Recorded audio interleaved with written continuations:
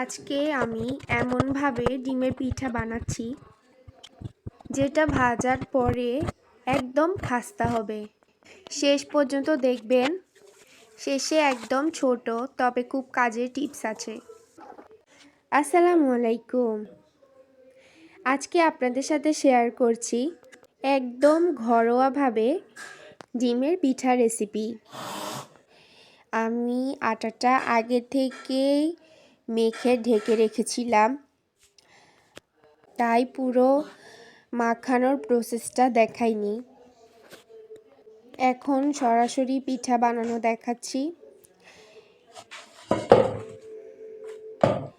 এই আটাটা খুব বেশি শক্তও হবে না, আবার খুব বেশি নরমও হবে না। ঢেকে রাখার কারণে আটাটা অনেক সফট হয়েছে। এখন আলতো হাতে আরও একবার আটাটাকে মেখে নিচ্ছি, যাতে আটাটা বেলার সময় ফেটে না যায়। এখন আটা থেকে বেশ বড় একটা লেচি কেটে নিয়েছি, রুটি বেলবো। তাই রুটিটা কিন্তু মাঝামাঝি আকারে পাতলা করে বেলেছি। এভাবে রুটি বেললে পিঠা ভাজার সময় অনেক সুন্দর হয়। রুটিটাতে কিন্তু আমি তেমন আটা দিচ্ছি না মাখানোর সময়, জাস্ট এখন বেলার সময়ই একটু সামান্য পরিমাণে আটা দিলাম। এখন বেলে নিচ্ছি রুটিটাকে ভালো করে। আমি আগেই বলেছিলাম রুটিটা খুব বেশি মোটাও না, খুব বেশি পাতলাও না, এটা মাঝামাঝি আকারেই রাখবো যাতে আমার পিঠাটা সুন্দর হয়। আমি এখন আপনারা অনেকেই বলবেন যে আমি প্রথম প্রসেসটা দেখানেই কেন। আসলে তখন দেখানো সম্ভব ছিল না, তারপরও চেষ্টা করেছি আপনাদের সাথে মাঝখান থেকে শেয়ার করার। আমি বলে দিচ্ছি আপনাদেরকে আমি কি দিয়েছি। আমি 2টা ডিম দিয়েছিলাম, সামান্য পরিমাণে লবণ, আর 1 কাপ চিনি দিয়েছিলাম, আর সামান্য একটু গুঁড়া দুধ দিয়েছিলাম। রুটিটা বেলার পর এখন পিঠাগুলোকে কেটে নেওয়ার পালা। আস্তে আস্তে পিঠাগুলোকে কেটে নিতে হবে। আমি এখানে একটা স্টিলের গ্লাস নিয়েছিলাম পিঠা কাটার জন্য, আবার কিছু ছাঁচও ব্যবহার করেছি পিঠা কাটার জন্য। ঘরে যেটা থাকে সেটাই ব্যবহার করতে পারেন।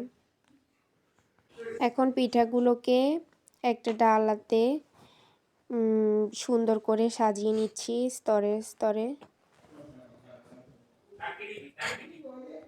আগে থেকেই পিঠা এরকম কেটে রাখলে পিঠা ভাজার সময় সুবিধা হয়।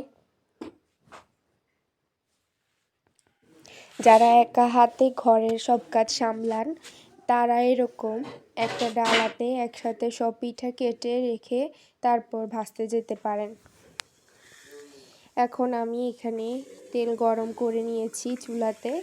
এখন একটা একটা করে পিঠা তেলের মধ্যে দিয়ে দিলাম। এখন একটা ছোট গুরুত্বপূর্ণ টিপস বলি। টিপসটা কিন্তু খুব কাজের। পিঠাটা যদি খুব বেশি খাস্তা চান তাহলে তেল বেশি গরম করবেন না, আর পিঠাটা পাতলা করে কাটবেন। দেখতেই পাচ্ছেন পিঠাগুলো কত সুন্দর সোনালি কালার হয়েছে এবং খাস্তা হয়েছে।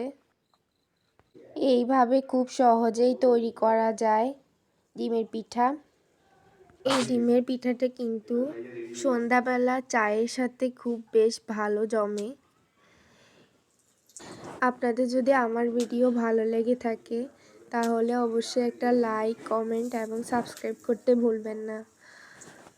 এরকম ঘরোয়া উপায়ে পিঠা তৈরি এবং ঘরোয়া রেসিপিগুলো যারা পছন্দ করেন তারা অবশ্যই আমার চ্যানেলটি ফলো করবেন।